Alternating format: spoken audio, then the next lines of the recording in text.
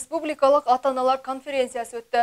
Тақырыбы 21 ғасырдағы қазақстандық ата-ана өз балаңа үлгі бол. Мақсаты бірінші сынып оқушыларының ата-аналарына психологиялық көмек көрсету.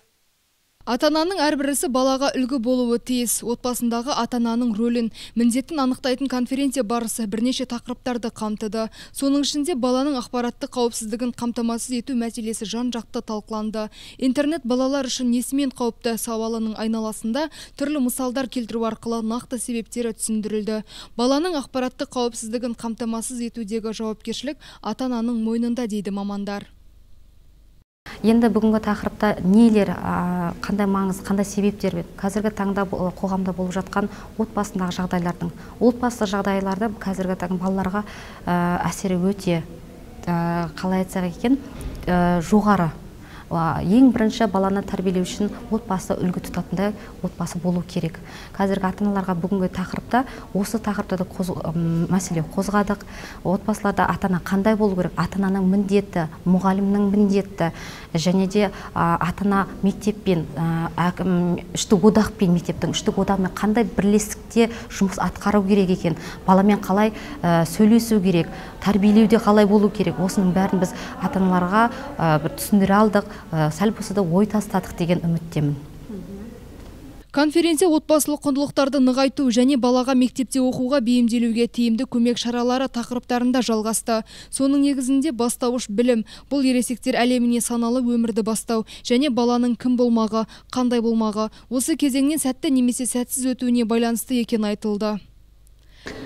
Балаға өте дұрыс айтты. Бүгінгі конференцияда балаға өте көп көңіл бөлу керек.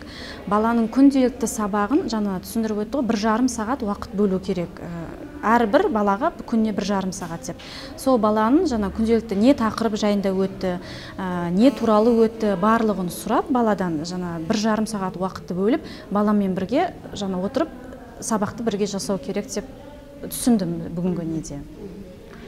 Сонымен қатар жиын барысында заманына сай азамат болу үшін не істеу керек, қалай тәрбиелеу керек, қайткенде дұрыс бағыт-бағдар беруге болады деген сұрақтарға жауап іздеу мақсатында шағын видеороликтер ата-аналар назарына ұсынылды. Мына мектеп ұжымына бүгінгі конференцияны өткізген осы ұжымның апайларына әдемі өткізген видеороликтерінен біз өте үлкен әсер алдық. Өйткені мына замандағы балалар осылай болу керек, осылай оқу керек, осылай тәрбие алу керек. Міне, баланы қалай ұрсу керек, қалай ұрыспау керек, қалай тәрбиелеу керек. Міне, бүгінгі тақырып өте тамаша, өте жақсы айтылған. Бұдан барлық ата-ана үлгі алу керек.